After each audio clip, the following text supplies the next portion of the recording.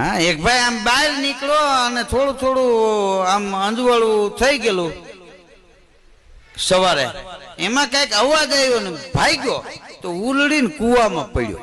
હવે ઈ કુવામાં પાછું ભૂત થતું.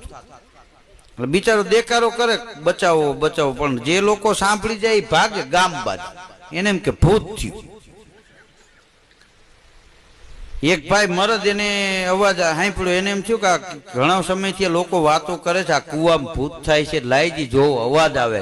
આમ જોયું ને તો ઓલો આમ હાથ જોડીને ઊભો હતો, એ કે ભાઈ ભૂત નથી, હું ફલાણા ભાઈ છું, મને બહાર કાઢો.